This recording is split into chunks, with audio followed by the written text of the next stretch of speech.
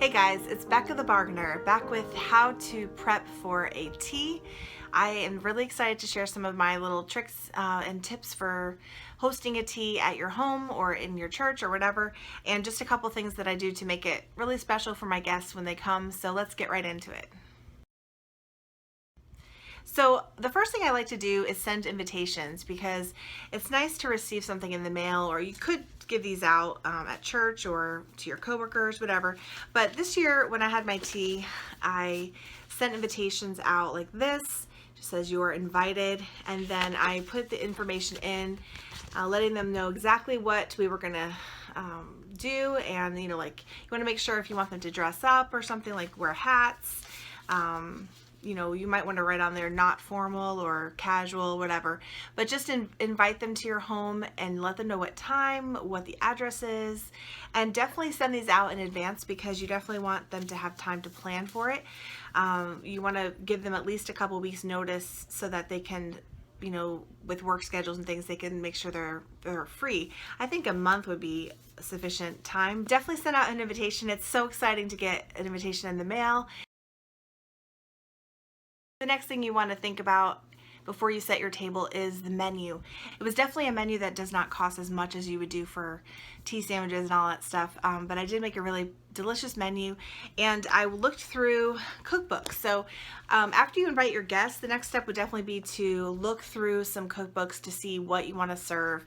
I have one here called Wild Strawberries and Cream, and every recipe in here has strawberries in it. It's pretty cool. I really like that one. I got that at a thrift store. This one is called a Victorian Tea Time Treasury, and it's very nice. It has at least 7 or 8 different teas, from like this tea that they serve to from like appetizers all the way to desserts, and you can just take that tea and just replicate it. It's really cool. And then this one is called Cupcakes and Afternoon Teas, and I really like this one as well. There's a lot of different options. They have quiche recipes in here, and I did get this at Barnes & Noble. It's a really beautiful cookbook. I want to share with you what I made for the meal, the croissant sandwiches, and they were really easy to make, so simple to make. But I wanted to show you how. So for the croissant sandwiches, you just need croissants. I get mine at Sam's. They're only like $5.84 for 12. And then this is a cranberry mayo that I made. I showed how to make it in my last How to Host a Tea video. This is like a rondelle cheese. And then this is roast beef and turkey. So I'm just gonna assemble the sandwiches for you so you guys can see how to do it.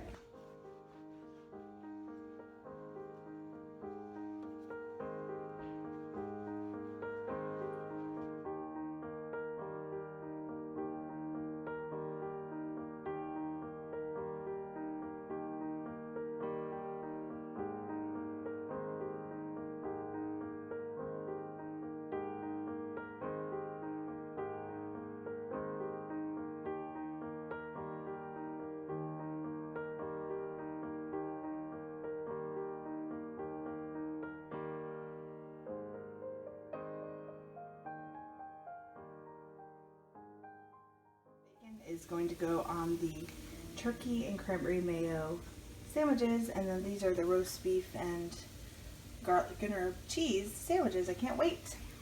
I'll just put some of that bacon on those sandwiches and pop them back in the oven, and I'll be all set to go. In the fridge are lemon slices, and my salad dressings are right there. I have got my eggs, the deviled eggs, got water with orange and blueberries, and then my creamer's ready, and then I did make some whipped cream, and it's in that bowl. I need to put it in a different bowl.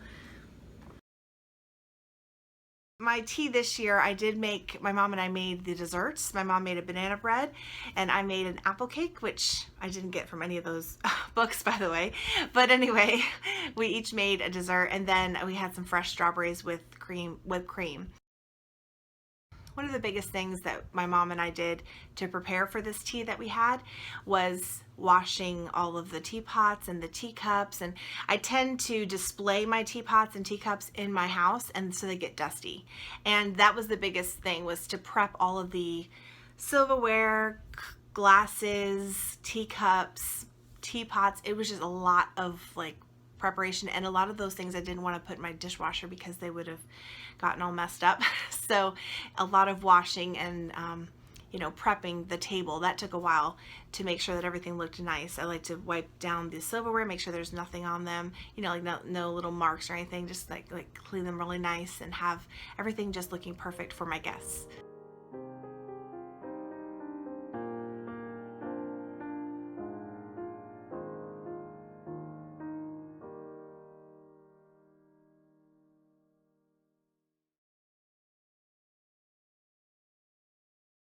Another thing I like to do when I'm setting my tables is to have a place setting. And I do have these little signs. My in-laws actually gave me these for Christmas one year. And I like to put on there the name of the person. And so I have a little marker that goes with this set, and I just write the name on there. Or you could even make name cards and then put them on the tables by each person's place setting so they know where to sit, and that way when they come to your home they can easily see where they should sit, and it's just really relaxing and they don't have to worry about where they have to go and sit. Another thing that's really special is to use napkin rings.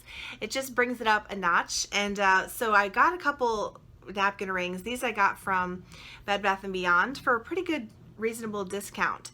And then also I did pick these up at Goodwill. I should have gotten all 8 of them, but I only got 4 of these napkin rings, and it's a little pitcher, so it's perfect for spring and different things like that. But to put your cloth napkins in here is very special for each person to have their own little napkin ring. I also picked these up at Goodwill. These are false graph teacup napkin holders, and these I paid very little for. I think it was $5 for 8 of them, and I just love how it looks on the tables. I'll show you pictures of all these things throughout the video.